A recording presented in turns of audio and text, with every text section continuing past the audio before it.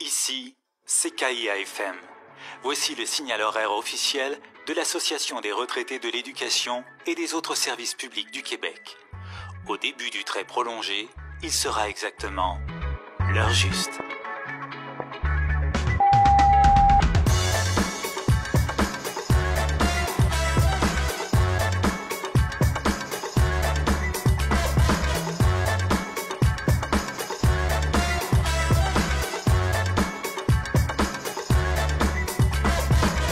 L'heure juste, avec Samuel Labrec et Louise Petitgrou. Alors, bonjour tout le monde et bienvenue à l'heure juste, l'émission de la REC sur les ondes de CKIA FM avec Samuel Labrec, moi-même, et Louise Petitgrou. Louise, ça va bien? Oui, bonjour Samuel, ça va bien. Bien contente de te revoir, même en Zoom. Oui, ça fait une éternité qu'on n'a pas fait l'émission. L'avantage, c'est qu'on n'a pas de masque. En Zoom, on n'a pas de masque. C'est un gros avantage, effectivement. Mais le désavantage, c'est qu'on n'a pas le contact humain, là. Bien sûr. Fait que ça peut paraître assez distant. C'est partie remise. C'est ce que j'ai compris, c'est que ça s'en vient, le retour en studio. Oui, effectivement, on va pouvoir retourner en studio probablement dès la prochaine émission dans 2 semaines. Il s'est passé pas mal de choses depuis qu'on s'est vu. Toutefois, on a quand même 2 bons sujets d'émission aujourd'hui. Donc, on s'attardera pas nécessairement sur les actualités comme on l'a fait d'habitude.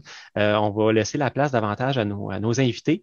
Puis nos invités, dans le fond, on va avoir Marie Dion qui va nous parler d'un projet vraiment très intéressant qui se passe en Estrie, puis que je crois peut faire des petits à travers le Québec, qui s'appelle la Parole de sage. Donc, on va voir avec elle, là, c'est quoi ce projet-là qui mêle art et vie communautaire des aînés et des aînés dans leur communauté. Donc, ça risque d'être très intéressant. Je pense que je t'ai envoyé un peu d'informations, Louise. Là. Oui, non, j'ai vu, c'est un très, très beau projet, vraiment. Ça vaut la peine de le faire connaître, oui. Ça va être très intéressant. Puis par la suite, on a la traditionnelle entrevue, prendre un café. On va prendre un café cette fois-ci avec Annie Brochu, qui est la directrice adjointe à la REC. Donc, comme la plupart d'entre vous qui nous écoutez connaissez le format de cette entrevue-là, dans le fond, l'intérêt, c'est d'en apprendre davantage sur les membres du personnel de la REC, mettre un visage finalement sur les personnes qui rendent des services aux membres. Annie va nous parler de son parcours de vie, mais aussi qu'est-ce qu'elle fait concrètement là, au travail à la REC.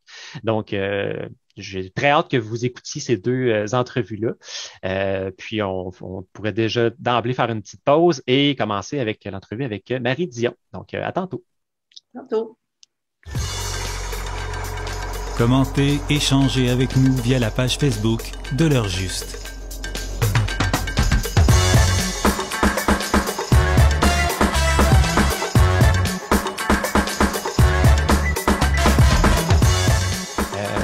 Vous êtes toujours à l'écoute de l'heure juste, l'émission de la REC sur les ondes de CKIA FM, et on a avec nous 2 invités spéciales, Marie Dion et Marianne Ménard du projet Parole de sage dont on vous a parlé un petit peu en introduction.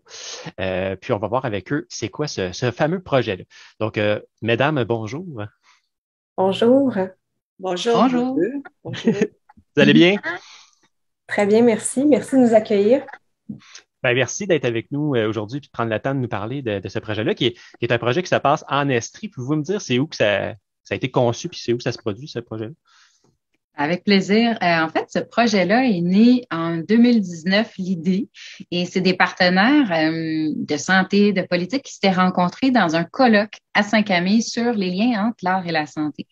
Et là, il y a un petit groupe d'acteurs qui se sont mis à rêver. Et la semence a porté fruit. Donc, en 2019, on a vraiment reçu un financement, puis ça prenait la forme du projet Culture aux aînés, qui, dans le fond, a comme mandat de donner aux aînés l'occasion de se rencontrer, puis à travers un ingrédient actif qui est l'art et la culture. C'est ça que j'essayais de démêler. Culture aux aînés, parole de sage. Culture aux aînés, c'est comme ce qui chapeaute le projet, finalement. Tu te démêles assez bien, Samuel. OK, c'est bon. Merci, Marie. Puis, l'idée a émergé en 2019. J'imagine que le projet en soi a pris une tournure peut-être différente parce qu'il y a quelque chose qui est arrivé dans le monde qui s'appelle une pandémie. Mais la genèse du projet, c'était quoi que vous rêviez? Puis qu'est-ce qu'il a fallu moduler? Eh ben, c'est intéressant. Le rêve initial, c'était réellement d'avoir des communautés plus inclusives, tu sais, puis aussi de mettre à profit différentes expertises, parce qu'il y a des gens qui travaillaient avec l'art auprès des aînés, d'autres qui faisaient de la recherche, d'autres qui travaillaient avec des acteurs de la santé, des réseaux dans le communautaire. Puis le rêve était de former une communauté plus inclusive, puis d'offrir aux aînés, c'est ça, des opportunités artistiques et culturelles pour vraiment briser l'isolement qu'on connaît actuellement. Là, il est accru, mais déjà avant la pandémie, c'est un enjeu vraiment important dans le vieillissement. Fait qu'on s'est dit, allons-y, faisons de l'art et de la culture. Puis c'était vraiment le rêve initial. Puis là, on avait un plan d'action pour rejoindre autant des aînés qui seraient à la maison que des aînés qui habitent en résidence.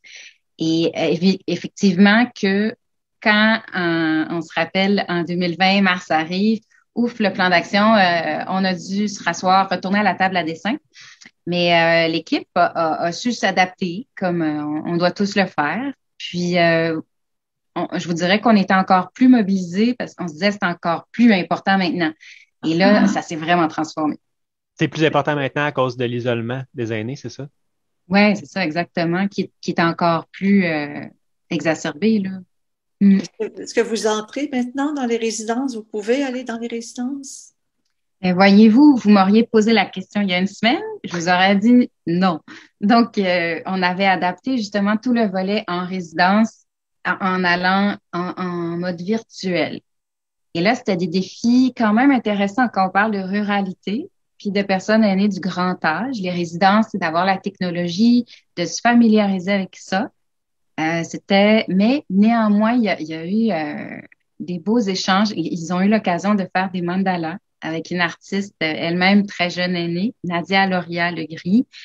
Et donc, des mandalas avec du sable, ils ont rencontré. Puis, mes collègues sur le terrain, Sarah Touchette, elle me disait, c'est vraiment beau parce que même si c'est en virtuel, il y a des effets positifs. Elles sont fières, ces personnes-là, elles sont en mode création, elles participent, puis ça leur fait déjà un grand, grand bien. Et cette semaine, voyez-vous, ça vient de rechanger. Et là, on vient d'avoir le feu vert ouvre, donc on peut aller en présence et c'est l'option qu'on souhaite le plus, bien sûr. Quand on fait une revue littérature, mettons, là-dessus, sur l'art et l'impact que ça a sur les aînés, qu'est-ce que ça l'apporte concrètement? C'est quoi qui explique pourquoi on voudrait faire un projet comme ça? Ben, en fait, c'est une bonne question. Puis j'ai pas toutes les réponses. L'Organisation mondiale de la santé a quand même rapatrié en 2019 beaucoup d'études sur les bienfaits de l'art.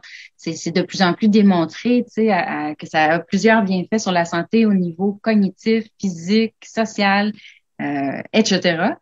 Mais auprès des aînés, c'est plus rare. Puis en ruralité, comme on le fait, c'est d'autant plus rare. Fait que c'est là qu'on apporte un petit plus. Puis on travaille avec une doctorante chercheuse qui étudie en gérontologie, France Jaudoin. Et France me disait à l'instant ce matin qu'on voit déjà des effets très positifs parce qu'elle fait des entrevues auprès des aînés. Puis, par exemple, elle posait la question, est-ce que ça vous a, sachant qu'on est tout un peu tout seul chez nous, là, est-ce que ça a apporté un bond, est-ce que ça a fait du bien? Puis les résultats montrent que effectivement ça apaise la solitude et l'isolement, là.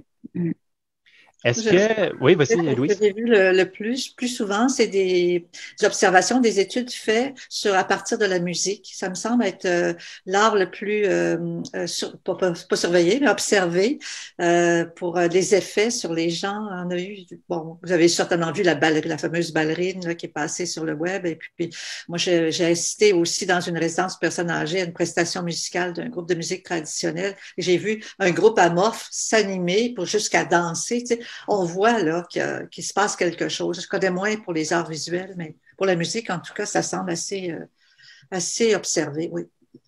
Effectivement, la musique a été observée. Puis cette ballerine-là qui avait fait les grands ballets canadiens, qui a l'Alzheimer ou une maladie qui fait qu'elle oublie, là, c'est peut-être pas l'Alzheimer, mais là, elle reprenait par la musique. Il y avait encore la mémoire qui existait. Donc, c'est assez fascinant. Et on observe des bienfaits au niveau de la dopamine. Les scientifiques, il y a plusieurs hormones euh, qu'on voit que c'est pas rien. En fait, il y a un effet qui est réellement manifeste là, et positif. Puis la musique, j'imagine, Louise, c'est quand même un des médiums d'art qui était le plus accessible à cette génération-là aussi. Là. Quand je vais avoir 100 ans, peut-être qu'on va me faire écouter Jurassic Park, puis ça va animer en moi des souvenirs incroyables. C'est fait que... Pas moi, en tout cas.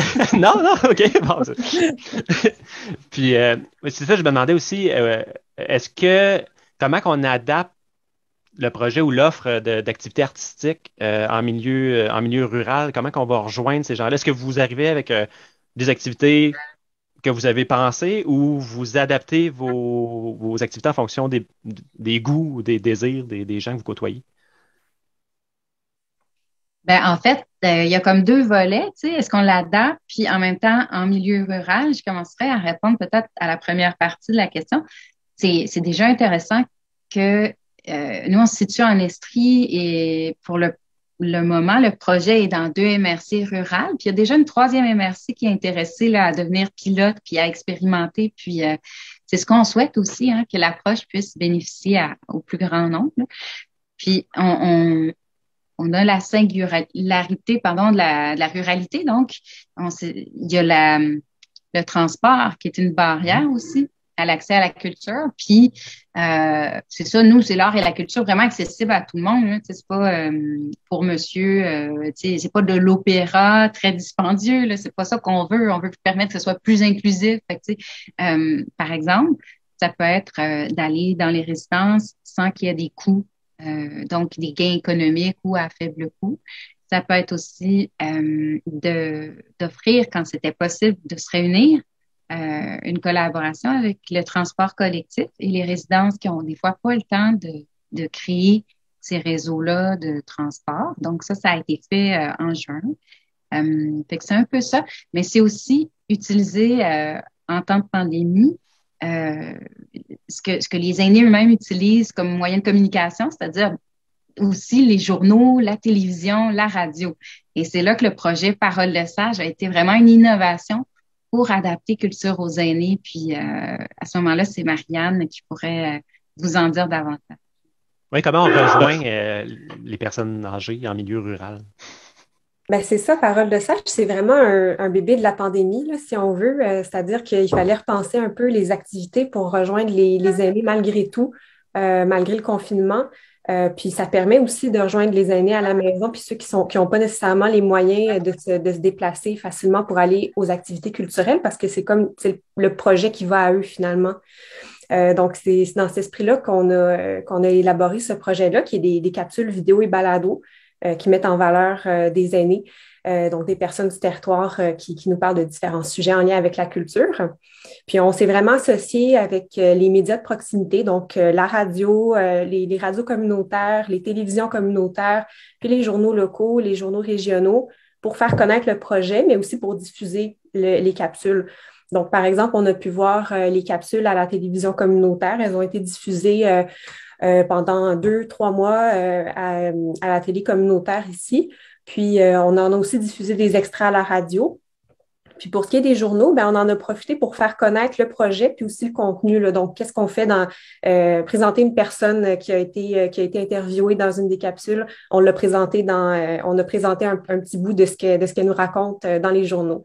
Fait que ça a vraiment été une manière de faire connaître le projet puis aussi d'initier tranquillement un petit mouvement vers le numérique pour les personnes pour qui c'est pas nécessairement un réflexe naturel, parce que ben moi je suis de la génération qui est quasiment née avec Internet, fait que c'est facile, mais pour ceux qui sont moins à l'aise avec ça, ben c'était une manière d'initier un petit pas, là. Donc finalement on leur montre l'article dans le journal et puis là on leur dit ben allez sur ce site-là pour voir la suite, pour continuer à écouter des témoignages finalement.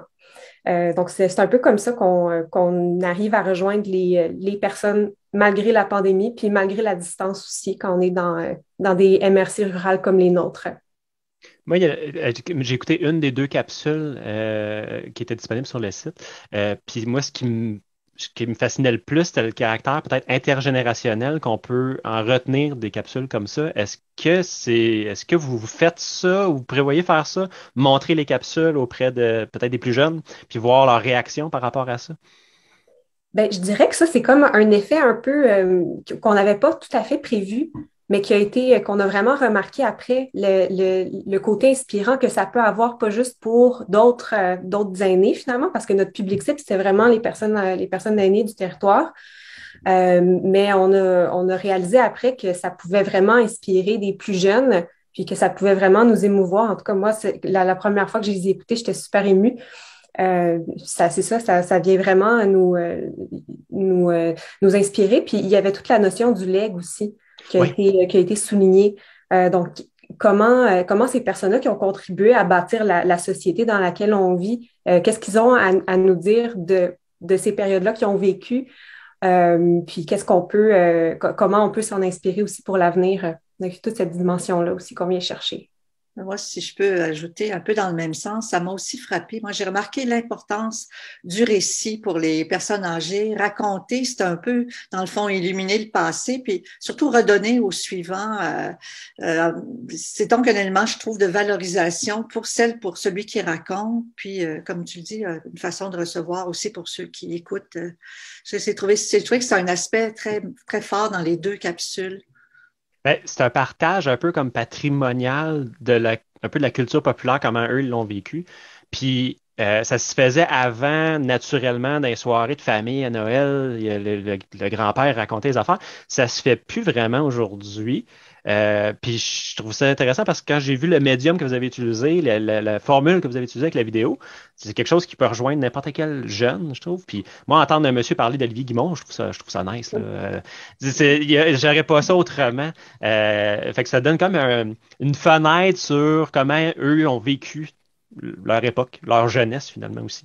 Fait que je trouve ça vraiment intéressant. Puis comment eux ils se voient, comment que eux se voient quand que vous les montrez sur YouTube, des affaires de même, comment ils perçoivent ça. Oui, ça c'est intéressant aussi. On voulait savoir justement comment eux se percevaient, puis comment ils avaient aimé l'expérience aussi, là. Donc, dans toute notre approche de la médiation culturelle, c'était important de savoir, de s'assurer que les gens ont une expérience positive, puis de faire un suivi sur cette expérience-là. Puis, ben, je dirais que la plupart ont été vraiment heureux en tout cas de l'expérience. La plupart des personnes recommenceraient si on leur en offrait la possibilité. Donc, ça, c'est vraiment positif pour nous. C'est certain qu'il y en a qui aiment moins ça, se voir à la caméra. Donc, je peux quand même comprendre. Là, ça peut être intimidant puis difficile. On pose tellement des jugements durs sur nous-mêmes. Mais je dirais que globalement, les gens étaient vraiment satisfaits de se voir, puis aussi de voir qu'on les met en valeur, parce que c'était ça l'objectif là aussi, c'est de mettre les gens en valeur dans toute leur diversité de parcours, d'expériences, de récits de vie. C'est ça l'objectif. Oui, une autre chose aussi qui m'a frappée dans les deux capsules qui ressort beaucoup, à mon avis, c'est le développement de ces aptitudes, que ce soit le rire ou la musique, avec le milieu familial d'origine. On voit comment c'est important que les enfants soient baignés dans quelque chose pour garder ça un peu tout au long de leur vie. Il y a un monsieur qui, dans le rire, qui dit, moi, ma mère, c'était une ricaneuse, elle riait tout le temps, tournait tout en drôle. Puis dans la capsule sur la musique, on voit que c'est des gens qui ont baigné dans la musique dès leur jeune âge, là, pour toutes sortes de raisons. Et ça, je trouve aussi que c'est un aspect, c'est une leçon de vie un peu aussi. Ben, c'est intéressant. Et c'était vraiment ça l'objectif de la communication, c'était de véhiculer des modèles positifs aussi. Puis l'Organisation mondiale de la santé, en 2021-2030, c'est la décennie du vieillissement en bonne santé, qui mentionne toute l'importance aussi de prévenir l'agisme, de lutter contre l'agisme. Et je dois dire que même moi qui travaille depuis 2 ans vraiment dans le milieu, comme vous à la REC, là, donc avec les retraités, les personnes plus âgées, je pense que je prenais pas à 100% conscience de l'ampleur de l'agisme. Et quand vous dites ça les valorise, ils aiment ça, ben, on a fait un visionnement et là, il y avait, on montrait les capsules vidéo de Paroles de Sages, puis les participants dans la salle qui étaient soit dans la vidéo, mais aussi des personnes qui le voyaient comme spectateurs disaient, et c'était des aînés qui étaient fiers. Tu sais, ils disaient, vous devriez le montrer à des jeunes. Ça montre qu'on a encore quelque chose à dire. Puis pas seulement qu'un peu. Moi, je me sentais très, très privilégiée parce que les gens qui ont de l'expérience 2 fois plus que moi, ben forcément, il y en a une couple qui ont catché des choses que je ne sais pas encore ou qui ont une mémoire qui nous dépasse, une partie de notre histoire. Puis c'est fascinant et de les écouter, de les mettre en valeur. On a tous à gagner, là, c'est vraiment clair. C'est vrai que culturellement, on les a mis de côté, on les met de côté, les aînés. Juste au niveau des artistes, par exemple, on les met de côté assez rapidement. Puis un exemple d'âgisme qu'on vient de voir, c'est avec Gilles Vigneault. Et Spotify, je ne sais pas si vous avez vu passer cette histoire-là, mais dans la foulée des artistes qui se retiraient de Spotify pour protester, Gilles Vigneault a décidé de retirer ses affaires de Spotify et les commentaires qu'il y avait sur Twitter, sur Facebook, etc., c'était des commentaires très âgistes là, à l'effet que, Gilles Vigneault, comment ça se fait, qui est sur Spotify, voir qu'il connaît ça, il est pas mort, lui. Fait que la réaction naturelle des gens, du moins des jeunes, par rapport à Gilles Vigneault, c'était ça. Alors que c'est un grand homme, tu sais, qui a porté, mon Dieu, tu sais, qui mérite tellement toute notre estime. Mais je pense que les gens se rendent pas compte. Je pense pas que c'est nécessairement en général de la mauvaise foi, mais tu sais, en même temps, il y a des chiffres quand même un peu alarmants, là, on parle qu'une personne sur 6 aînés pourrait être victime de maltraitance. Donc, tu sais, c'est important de prendre conscience, je pense, puis de se questionner comme société, comme un jour, ce sera nous qui serons vieux, là, aînés. Oui. Donc, qu'est-ce qu'on veut choisir comme vieillissement? Tu sais, quel respect on doit manifester à l'égard de ces personnes-là, mais aussi plus largement à l'égard de la vieillesse. Puis vous donnez justement la parole aux aînés, puis vous la mettez dans la sphère publique. Puis je trouve ça intéressant parce que c'est une des seules formules que j'ai vues de près ou de loin qui faisait ça vraiment, qui les ramène dans la communauté. Oui, puis tantôt vous disiez est-ce qu'on les consulte, tu sais, pour savoir de quoi ils veulent parler? Puis oui, effectivement, on va les consulter, puis il y a des pré-entrevues pour que ça parte d'eux.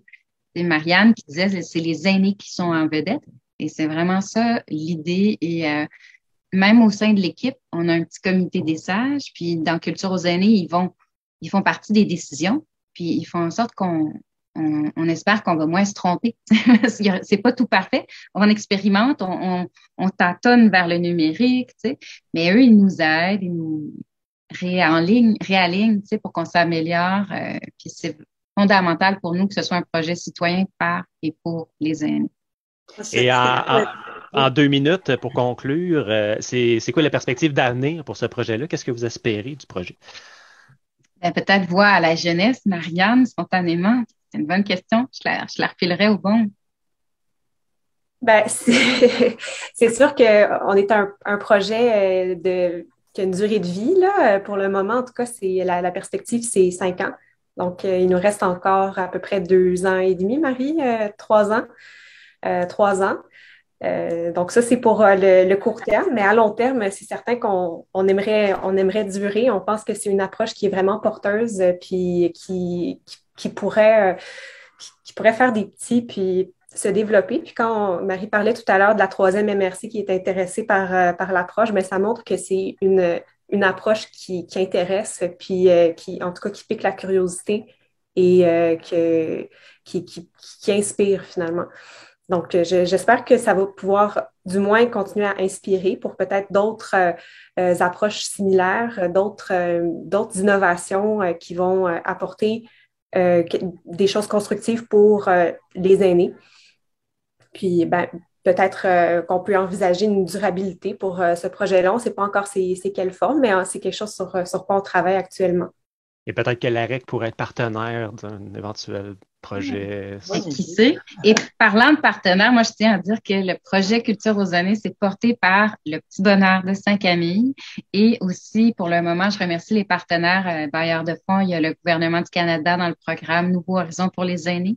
Et il y a aussi Ministère de la Culture et des Communications et le programme Québec Amis des aînés, donc pour le niveau provinciale. Donc, un grand merci à ces partenaires-là. Puis, on a 50 collaborateurs aussi sur le terrain au Sarim. Donc, c'est vraiment un succès qu'on célèbre et qu'on partage avec chacun. Ben, merci beaucoup, mesdames, d'être venues nous parler de ce projet-là. Je suis convaincu que ben de nos membres vont être curieux d'aller sur le site. C'est quoi le site, vite, que si on veut aller consulter? Cultureauxaînés.ca. Sinon, il y a aussi les vidéos, c'est paroledesage.ca. Et c'est disponible en anglais. On a aussi pour inclure la minorité d'expression anglaise. Donc, welcome to everyone. Donc, bienvenue à tous. Allez-y tout le monde, allez écouter ça, ça vaut la peine. Donc, allez vous renseigner aussi sur le projet.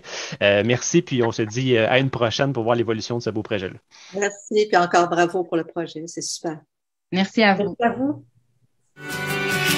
Prendre un café, un thé, avec la belle idée. Vous êtes toujours à l'écoute de l'heure juste, l'émission de l'AREC sur les ondes de CKIA FM. Et comme on l'a dit en début d'émission, c'est la chronique Prendre un café avec. Et aujourd'hui, on prend un café avec Annie Brochu. Annie, ça va bien? Oui, ça va bien, merci. Vous autres aussi? Oui, bonjour Annie. Oh. Oui, ça va super bien. On est content de t'avoir aujourd'hui parce qu'on a fait des prendre un café avec plein de monde à l'AREC. On en a fait avec du personnel de soutien, on en a fait avec des conseillers, mais on n'en a pas fait encore avec du personnel de direction. Dominique va passer? On n'a pas pris un café avec Dominique encore. Je savais pas. OK. Prochaine étape. Fait qu'on va commencer par toi, dans le fond. Juste donner en contexte, c'est quoi ton poste à l'AREC?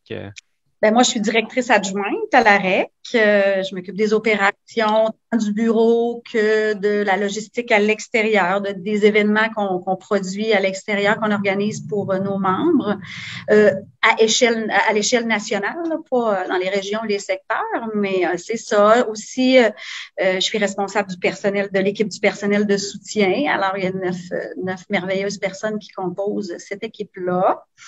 Alors voilà, c'est en gros là, statut et règlement aussi, statut et règlement. Ah oui, c'est important, c'est les statuts et règlements. Que tout le monde aime beaucoup. Oui, c'est ça, statut et règlement. C'est un dossier que je travaille avec les élus, en fait, avec M. Leroux. Puis, ça a toujours été comme ça, par curiosité, que la directrice adjointe s'occupe de... Oui, la directrice adjointe précédente aussi avait ce dossier-là. Je ne sais pas si ça va toujours demeurer comme ça, mais oui. Mais c'est intéressant, on est plus dans les fonctionnalités de la règle, fait que ça accroche un peu aussi avec toute la structure, la vie dans les régions, les secteurs. C'est important d'en connaître le plus possible pour c'est la Bible de l'organisation de la... Oui, exactement. Oui, c'est ce qui régit nos actions. Tu as commencé directement à l'AREC ou tu étais d'abord à la CSQ? Très bien, oui. J'ai commencé à l'AREC. Moi, je suis arrivée à l'AREC comme agente à la gestion des membres, le poste que Stéphanie occupe. Stéphanie, que tu as déjà reçu, oui. Je pense, en entrevue, Samuel. Oui, c'est ça. Je suis arrivée ici après mon 2e congé de maternité.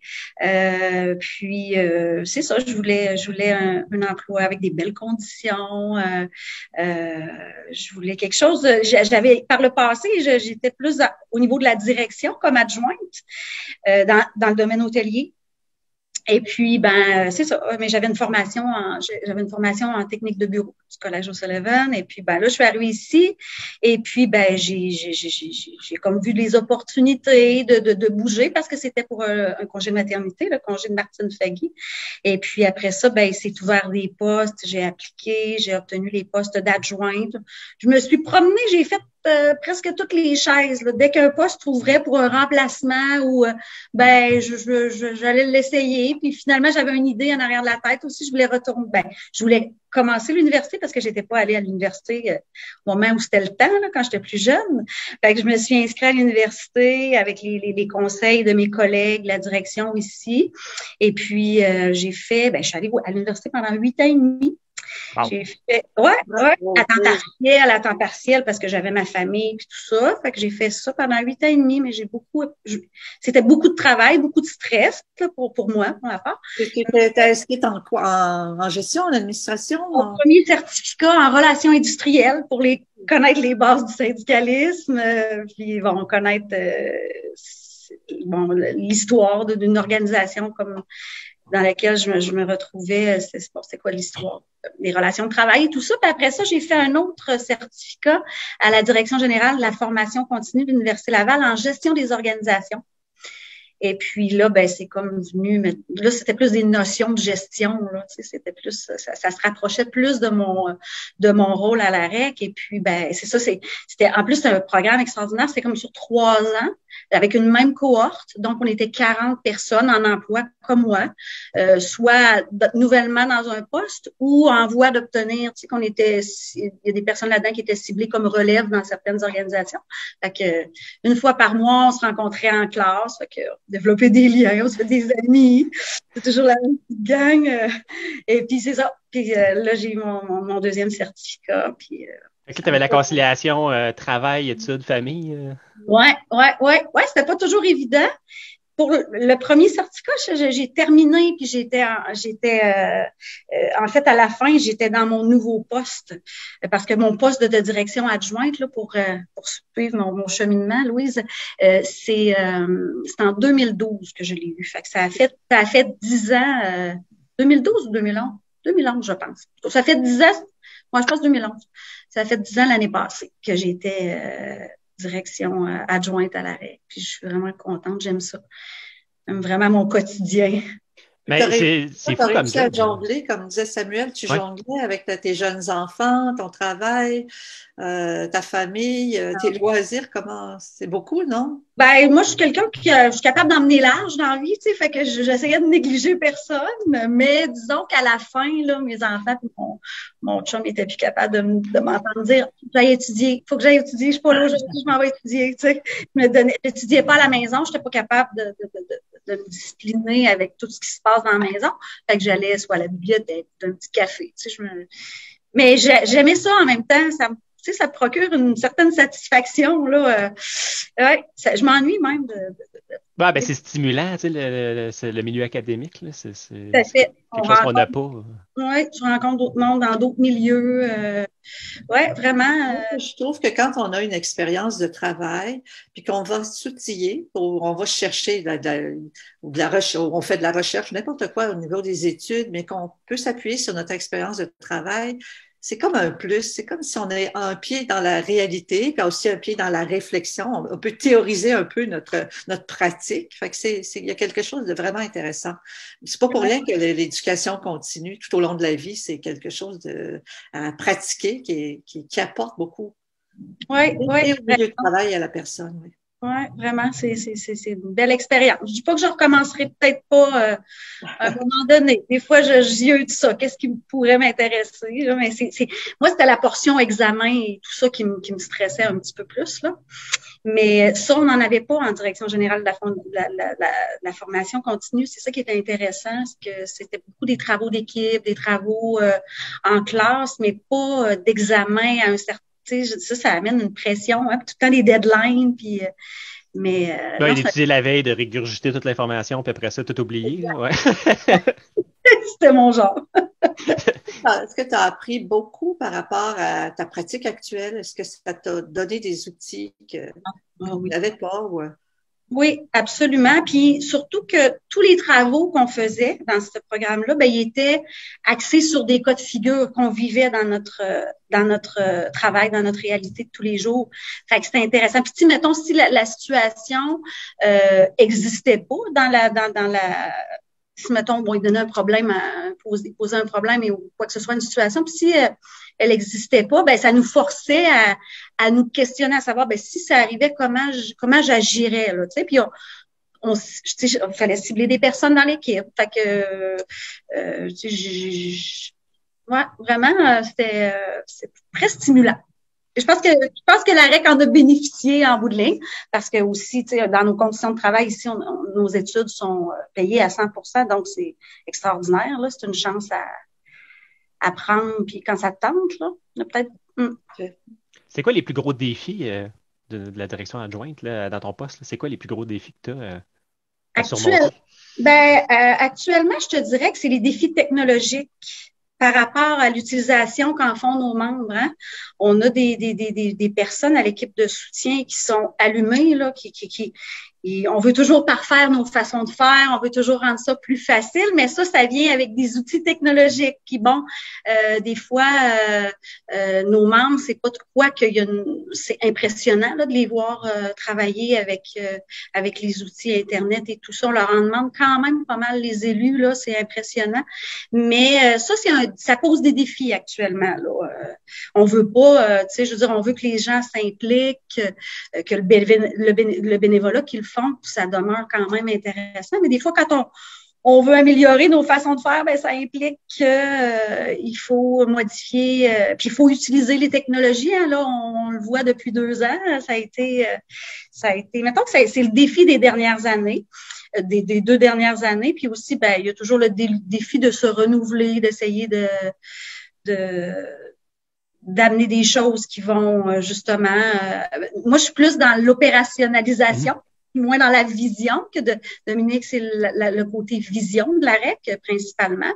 Et puis, ben c'est ça. Fait que c'est pas mal mon rôle là, mon rôle et les défis qu'on a à relever. Là. Mais bon, je suis appuyée d'une super équipe. Là. Fait que ça. Parce que la REC organise quand même des gros événements, là. Oui, vraiment. Oui. On a un congrès qui, jusqu'à dernièrement, réunissait, aux 3 ans, quand même, réunissait presque 700 personnes sur 4 jours. Là, le prochain, on va être à peu près 460, mais ça reste quand même des bonnes foules à gérer. On veut que tout le monde soit bien, que le contenu soit intéressant, que côté logistique, là, tout ce que ça apporte d'organiser un congrès, ben on essaie toujours aussi de faire ça le plus facilitant possible pour que les gens aient envie de revenir, qu'ils aient envie de leur dire à leurs anciens collègues de travail, membres de la REC, ben implique-toi, c'est intéressant. Oui. Ben, c'est de rendre ces événements-là agréables justement pour faciliter la relève. Tu sais, on oublie souvent cet aspect-là, l'aspect technique, là, mais tu sais, le fait que je sais pas moi, la salle soit intéressante, juste au niveau sonore, d'avoir les capacités techniques, tout ça, là, les gens ne se doutent pas à quel point c'est important. Oui, ben, puis même pour les conseils nationaux, 2 fois par année, là, c'est un lieu où les élus se retrouvent. C'est le fun de toujours on essaye de toujours s'améliorer, d'offrir des choses différentes, nouvelles, de faire découvrir des choses aux participants.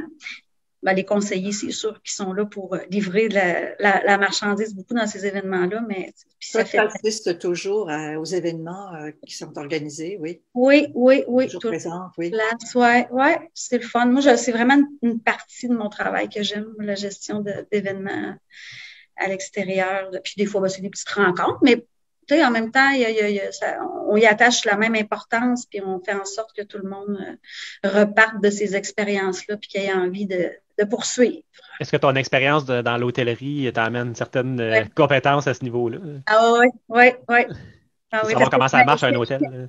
Oui, parce que j'ai fait un bout à la direction générale, entre autres du Manoir Richelieu. Après ça, quand je suis revenue à Québec, là, je suis plus allée du côté des coordonnatrice à la logistique des événements. Fait que, tu sais, ça rejoint beaucoup. Mon expérience passée, là, ça m'aide beaucoup dans mon travail actuellement. Ça, c'est sûr, ouais. Puis j'aime ça. Je le dis toujours, c'est quelque chose que j'aime. Fait que ça m'a suivi dans mon expérience à la REC, finalement. Est-ce que tu as une partie gestion de personnel dans ta tâche? Oui, qui est quand même assez importante, mais l'équipe, ça va bien. On a vraiment, Samuel peut en témoigner, mais on a vraiment une belle synergie dans notre équipe, tant personnel de soutien que conseiller, que tout le monde ensemble, la direction. Ouais, ça se passe bien, mais oui, il y a 9 personnes dans l'équipe de soutien avec qui je collabore à tous les jours. Que c'est du monde qui, même en pandémie, tu vois plus souvent que chez les conseillers, je pense. En vrai, je veux dire. Oui. Les conseillers, moi, j'ai moins de contact avec eux, mais oui, c'est ça. Ouais, avec le personnel de soutien, c'est non-stop. Là. Tous les jours, on se parle, puis on est toujours sur des dossiers, puis des... Ouais. Ça fait plus de 10 ans. Annie, ça fait plus de 10 ans là, que maintenant que tu es à la REC, je vois que tu as des relations avec le personnel et tout. Est-ce que le personnel change? Est-ce qu'au fil des ans, tu t'aperçois que c'est tout à fait le même genre de personnalité qui arrive au travail et tout? Est-ce qu'il y a des changements importants de ce côté-là que tu as pu observer, toi? Oui, effectivement. En fait, tu dis 10 ans, puis en fait, je suis arrivée à la REC en 2006 à la place de Martine, fait que on va faire 17 ans au mois d'avril cette année. C'est la première fois que je suis aussi longtemps chez un même employeur. Mais oui, puis c'est ça puis c'est intéressant de voir comment l'équipe se renouvelle. C'est toujours un stress quand on perd un membre de l'équipe, qu'on se dit bon, par qui on va le remplacer, qui on va trouver, quelle perle rare. Puis finalement, à date, là, on a fait des belles acquisitions là, dans les dernières années, là, vraiment. Dernièrement. Je suis même plus le plus jeune de l'équipe. Non, Samuel, il a perdu sa place de petit nouveau puis de plus jeune. C'est ça, Stéphanie est venue joindre à nous dernièrement, Audrey, avant les fêtes. Fait que mais c'est stimulant parce que ces jeunes-là, aujourd'hui, ça arrive bien équipés, hein, bien outillés, justement, des nouvelles technologies. Quand je disais tantôt, par rapport à nos membres, là, les technologies, c'est pas toujours simple, mais moi, personnellement, je vais avoir 50 ans, puis il y a des bouts que je me dis, bon, je n'essayerai pas de comprendre ça. Moi, là, c'est ça. À Véronique ou à Nathalie, à d'autres personnes qui sont pas mal maintenant. Je vais me faire accompagner là-dedans. J'ai d'autres pas. On est complémentaires, c'est parfait comme ça. Ben, tu sais, il y a un gap générationnel aussi où pour les jeunes générations, c'est beaucoup plus naturel. Tu sais, ils ont grandi avec les technologies. Quand je vois des bébés jouer avec des iPads, puis savoir où ils. Je suis comme, ben voyons donc. Mais en même temps, j'avais 3 ans puis je jouais avec la Nintendo. Là, fait que, il y a un défi, un gap générationnel qui est là. Puis je pense que le plus gros défi, mettons, avec nos membres qui sont aînés, c'est que ils peuvent apprendre à utiliser les technologies, mais il faut qu'on comprenne que pour moi, ce qui est évident, c'est peut-être pas aussi évident pour eux. C'est ça, il faut se mettre dans leur peau, là, parce que puis, des fois, on s'arrête et on se dit, on en demande quand même pas mal. Oui. Aux élus, là, tu sais, on pense juste à Extranet, Zoom, tout ça, c'est toutes des choses qui... Tu sais, il y a 3-4 ans, ça n'existait pas, fait que ça nécessite Mais on a une équipe qui aime accompagner les gens, fait que ça aide, là. Hein?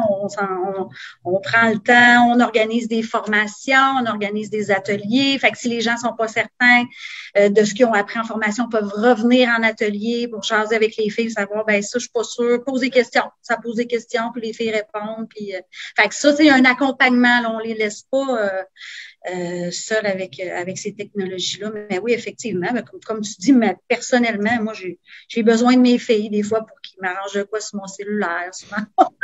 Je pense qu'un des défis à la REC, et c'est à tous les niveaux, c'est que la REC couvre pas mal 2 générations dans ses membres. Tu sais, on se considère, mettons, que les 60, 80, c'est une génération, puis les 80, 100, une deuxième génération. Et par rapport aux technologies, c'est pas non plus le même rapport. Tu sais, quand on a 60 ans, on a probablement commencé dans notre milieu de travail, à travailler avec les technologies, tout ça. Quand on a 80, non, là, tu sais, on part encore de plus loin. Quoique des gens âgés qui sont vraiment excellents aussi. Moi, j'ai un beau-frère qui a 83 ans et peut en montrer à tout le monde. Mais c'est quand même 2 générations et ça peut pas être la même approche non plus par rapport aux difficultés, je pense. Non, effectivement, tu as raison. Puis, tu sais, on sent que les plus jeunes retraités qui s'impliquent ont plus de facilité. Puis ça, je pense que ça va, avec les années, l'accompagnement va être peut-être moins important à faire à ce niveau-là. On est comme dans un tournant, là.